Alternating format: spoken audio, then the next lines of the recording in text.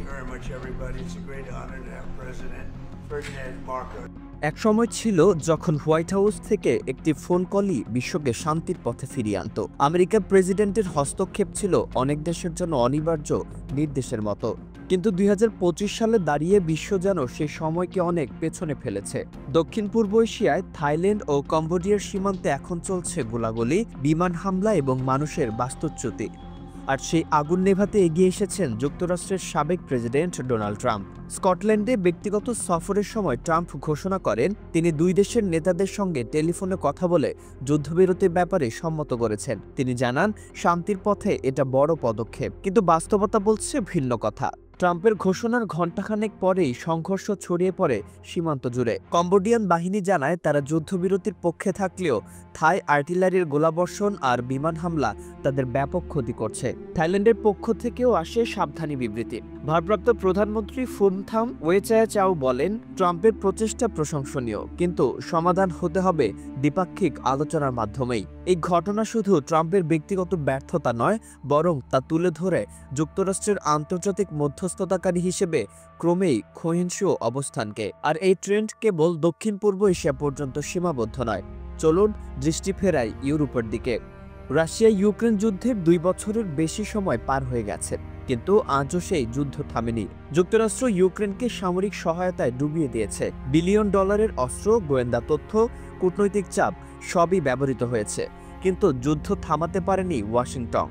Moscow বারবার জানিয়েছে তারা যুক্তরাষ্ট্রের হস্তক্ষেপকে যুদ্ধ উস্কে দেওয়ার কৌশল হিসেবেই দেখে। এই দুটি ঘটনাই দেখিয়ে দিচ্ছে যুক্তরাষ্ট্রের সেই একচেটিয়া কূটনৈতিক শক্তি এখন প্রশ্নবিদ্ধ। থাইল্যান্ড বলছে তৃতীয় পক্ষের হস্তক্ষেপ প্রয়োজন নেই। রাশিয়া বলছে আমেরিকার ভূমিকা অশান্তি বাড়ানোর। এমনকি ইউক্রেনও এখন বাইডেন প্রশাসনের নীতি নিয়ে মাঝে মাঝে বিরক্তি প্রকাশ করছে। একসময় যুক্তরাষ্ট্র ছিল বিশ্ব পুলিশ, আজ যেন হয়ে উঠছে অন্তর্জাল প্রচারক। ট্রাম্প যুদ্ধ থামানোর চেষ্টা করছেন ট্রুথ সোশ্যাল থেকে। বাইডেন কংগ্রেসে দাঁড়িয়ে নীতি কথা বলছেন, কিন্তু মাঠে রক্ত ঝরছে, ঘরছাড়া হচ্ছে হাজারো মানুষ।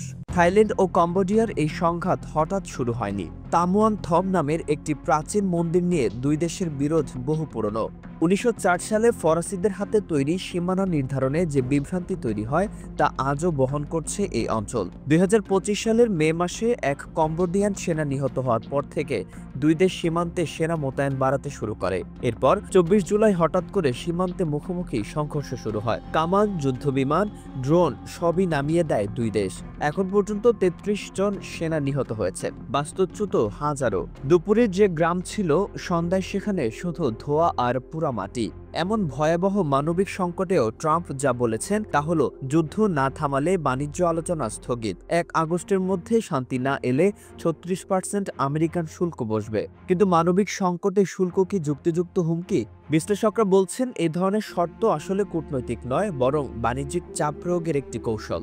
এবং এই কৌশলেরই পরিণতি হচ্ছে বিশ্ব নেতারা আমেরিকার মুখ না তাকিয়ে নিজেদের পথ খুঁজছে। একটি নতুন বিশ্ববিন্যাসে একদিকে মালয়েশিয়ার প্রধানমন্ত্রী আনোয়ার ইব্রাহিম মধ্যস্থতার প্রস্তাব দিচ্ছেন, অন্যদিকে চীন নীরব পর্যবেক্ষক হয়ে নতুন বাস্তবতার জন্য প্রস্তুত হচ্ছে। যুক্তরাষ্ট্রের পাশে নেই মধ্যপ্রাচ্য, আফ্রিকা, এমনকি দক্ষিণ এশিয়ার বহু দেশও। এমন পরিস্থিতিতে আন্তর্জাতিক রাজনীতি বহুকেন্দ্রিক হয়ে উঠছে। এখন কূটনীতি মানে একক সিদ্ধান্ত নয়, সম্মিলিত দৃষ্টিভঙ্গি। রাশিয়া ইউক্রেন যুদ্ধ কিংবা থাইল্যান্ড কম্বোডিয়া সংঘাত, উভয় ক্ষেত্রেই মার্কিন প্রচেষ্টা ব্যর্থ। আর সেটাই দেখিয়ে দিচ্ছে বর্তমান পৃথিবী আর আগের মতো মোড়লে নির্দেশ মানে না। একসময় বিশ্ব আমেরিকার দিকে তাকিয়ে থাকত, আজ সেই আমেরিকা তাকিয়ে আছে বাকিদের প্রতিক্রিয়ার দিকে। থাইল্যান্ড কম্বোডিয়ার যুদ্ধ থামেনি, ইউক্রেনের মাঠে এখনো বারুদের গন্ধ। ট্রাম্পের কণ্ঠ এখনো গর্জে ওঠে, কিন্তু বিশ্ব কি আর আবেগের মতো শোনে?